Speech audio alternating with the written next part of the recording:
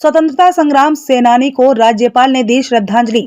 देश के आजादी में अपना योगदान देने वाले और तराई के जंगलों को आबाद करने वाले महान स्वतंत्रता संग्राम सेनानी राम सुमेर शुक्ल की जयंती पर प्रदेश के राज्यपाल लेफ्टिनेंट गुरमीत सिंह ने देश की आजादी में उनके योगदान को याद करते हुए कहा कि तराई आज उन्हीं महान लोगों की देन है जिन्होंने यहाँ खून पसीना बहाकर उजाड़ जंगल को आबाद किया, जिनमें से राम सुमेर शुक्ला उन सभी के नायक रहे हैं।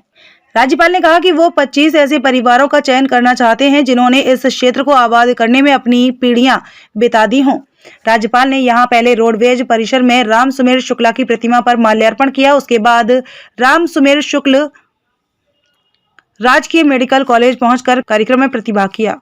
एलटी जनरल गुरमीत सिंह ने यहां मेडिकल कॉलेज परिसर में पहले राम सुमेर शुक्ला की प्रतिमा पर माल्यार्पण किया। उसके बाद वो मंच पर पहुंचे जहां उनके साथ कैबिनेट मंत्री धन सिंह रावत व पूर्व किच्छा विधायक भी मौजूद थे। इस मौके पर जहां पूर्व विधायक राजेश शुक्ला ने कहा कि देश की आजादी जुनून से मिली है, क्योंकि जितने भी देश के आजादी के लिए लड़े वो वास्तव में जुनूनी ही थे, जिनको ना घर की परवाह थी और ना अपने जीवन की, बस जुनून था तो इतना कि देश आजाद कैसे हो। ऐसे ही देश के प्रति जुनून रखने वाले राम सुमेर शुक्ल भी थे।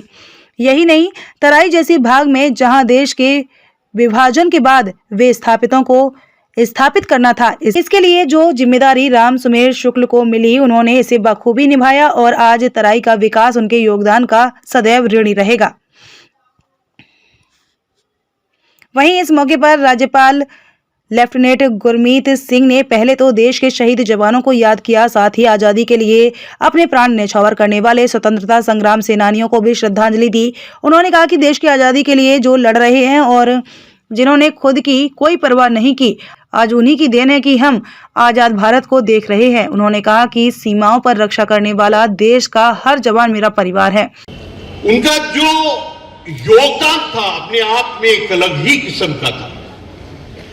मैं जब बारीकी में सोचता हूं तो कल ही उनका जन्मदिन था। गोरखपुर में जन्म,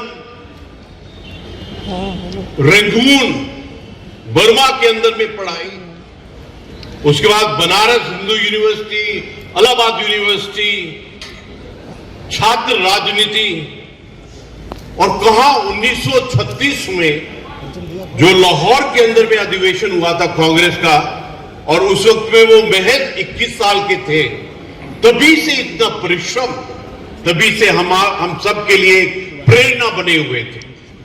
उन्होंने राष्ट्रीय स्तर के ऊपर में अपनी खास पहचान बनाई। यही कारण है कि अमृत महोत्सव के दिन इस वातावरण के अंदर में हम उन सब क्या है, हमारा हेरिटेज क्या है, हमारे पूर्वजों ने क्या काम किया है, जो मार्ग सच्चे पातशाह वाहिगुरु ने आके इत्थे नानक बतावे सानू दिता, जो उन्होंने आख्या कि सचखंड वसे निरंकार, जो गुरु गोविंद सिंह जी ने आके हेमकुंड साहिब तप कीता, और जो उन्होंने कहा निश्चय कर अपनी जीत करो, जो एक ऐसा आदर्श हमको दिया, और जो उनके पथ पे चलेगा उनको सिर्फ सफलता ही मिलेगी, उसमें कोई शक की बात नहीं।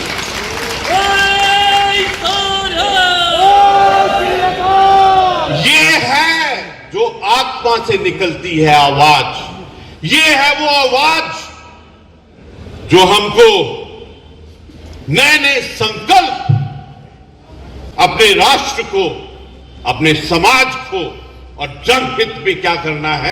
जो पहले 25 परिवार आए थे, मैं उनके वंशज को मिलना चाहता हूं, मैं उनको शाबाशी देना चाहता हूं। उन्होंने ये अपने मेहनत से कर दिखाया है, हमको एक एग्जाम्पल दिया है कि अगर आप कोई निश्चय कर ले, अगर आप कोई संकल्प कर ले, तो आपको कोई रोक नहीं सकता।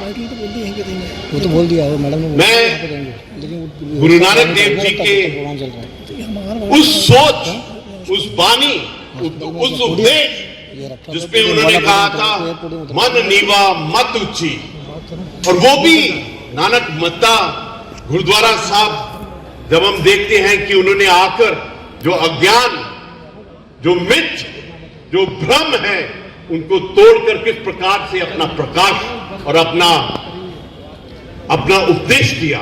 मैं कभी कभी सोचता हूं कि जो वाहिगुरु ने गुरु ग्रंथ साहब में सब इस परिवार में आकर दिल नहीं करता जाने का।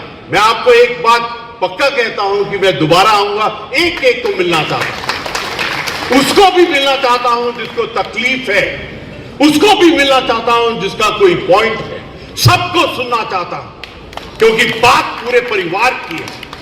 आखिर में मैं आपको, आप सबको आज के दिन की शुभकामनाएं और बधाई देता हूं। और आपको देखकर जो ऊर्जा आती है, ये जो उधम सिंह नगर, रुद्रपुर और आप सबके अंदर में जो जादू है, विकास का जादू है, वो अपने आप में अलग है।